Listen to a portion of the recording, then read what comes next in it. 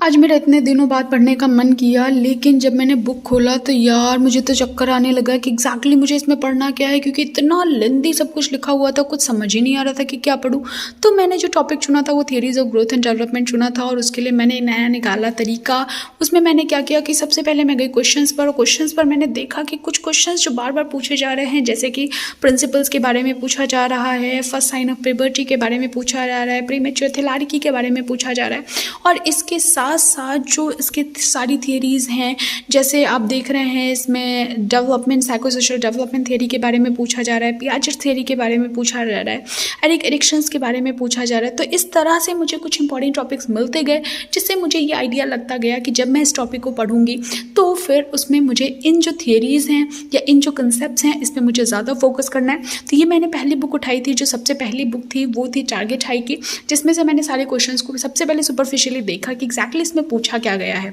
उसके बाद फिर मैं गई दूसरी बुक पर, और दूसरी बुक मेरी जो है वो एनक्लेक्स की, सॉन्डर्स की बुक है, और उसके अंदर जब मैं गई तो उसमें भी मैंने सेम वही प्रोसेस अपनाया। उसमें भी मैंने क्वेश्चंस को लिया, क्वेश्चंस को देखा, और फिर अब मैं जा रही हूँ पढ़ने पे मैंने उन सबको हाईलाइट किया जो मुझे क्वेश्चंस में मिले थे इंपॉर्टेंटली। उन सबको हाईलाइट करने के बाद अब मैं पढ़ूंगी एक एक थ्योरी को डिटेल में, और पढ़ने के बाद दोबारा से करूंगी एमसीक्यू को सॉल्व, ताकि मुझे पता चल पाए कि मैंने जो पढ़ा है वो इफेक्टिव रहा है कि नहीं रहा है। अगर आपको भी पढ़ने में प्रॉब्लम हो रही है तो आप मेरे इस आइडिया को ज़रूर अडॉप्ट कीजिए। मुझे पता है कि ये ज़रूर आपको हेल्प करेगा, और आपकी जो प्रिपरेशन है बहुत स्ट्रांग होगी। ऐसे ही इंपॉर्टेंट अपडेट्स के लिए जुड़े रहिए चैनल के साथ। नर्सिंग